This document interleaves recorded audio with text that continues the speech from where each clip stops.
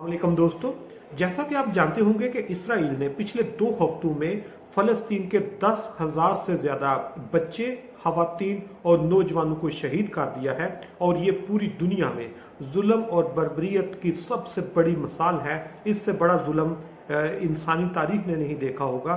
लेकिन उसमें पूरी दुनिया में 2 अरब से ज़्यादा मुसलमान और 56 से ज़्यादा ममालिक जो हैं वो मुसलमानों पर मुश्तमिल हैं, लेकिन उन सब ने फ़लस्तीन के एक छोटे से खित्ते को सिर्फ़ और सिर्फ ज़बानी तसल्ली दी, सिर्फ़ और सिर्फ ज़बानी एहतजाज रिकॉर्ड कराया, सिर्फ़ और सिर्फ मीडिया टॉक्स की, लेकिन किसी ने जाकर उनको सपोर्ट नहीं की। लेकिन उन्होंने उनकी जो दवाएं हैं वो अल्लाह ताला ने उनको अब सुन लिया है। और आपने देखा होगा कि इस वक्त पूरी दुनिया के मीडिया पर एक ही खबर चल रही है कि उनका जो मिसाइल सिस्टम आयरन डोम है, आयरन डोम रीडायरेक्ट हो गया है, माल फंक्शन हो गया है, या वो कह रहे हैं कि वो अपना काम ही नहीं कर रहा। और इसराइल ने जो मिसाइल फ़लस्तीन पर चलाए हैं वो सिस्टम खराब होने की वजह से वो जितने मिसाइल हैं वो यू टर्न ले रहे हैं और यू टर्न लेके इसराइल पर ही गिर रहे हैं। जिस तरह इसराइल ने बमबारी फ़लस्तीन के हॉस्पिटल पे की, तो ये उनके जो मिसाइल हैं ये यू टर्न लेके इसराइल के हॉस्पिटल पर गिर रहे हैं।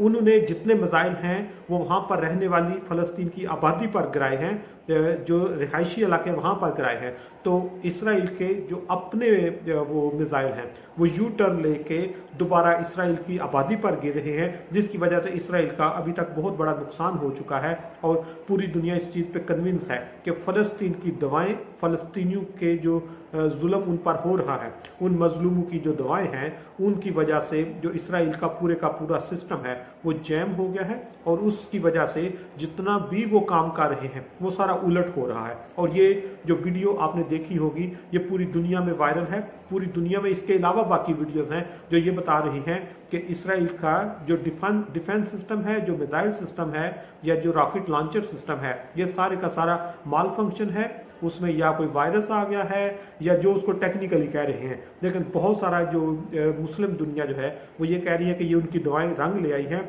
और उनका ऑटोमेटिकली अल्लाह ताला ने फ़लस्तीनियों की मदद की है।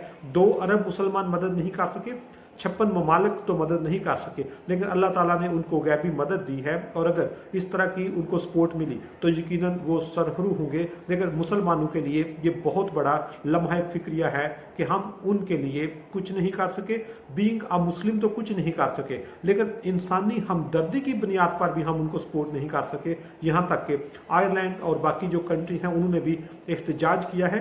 पूरी दुनिया की इंसानी हकूक़ की जो तंजीमें हैं वो भी सिर्फ उनके लिए सिर्फ रैली निकाल रहे हैं, उनके लिए प्रैक्टिकली किसी ने कुछ नहीं किया।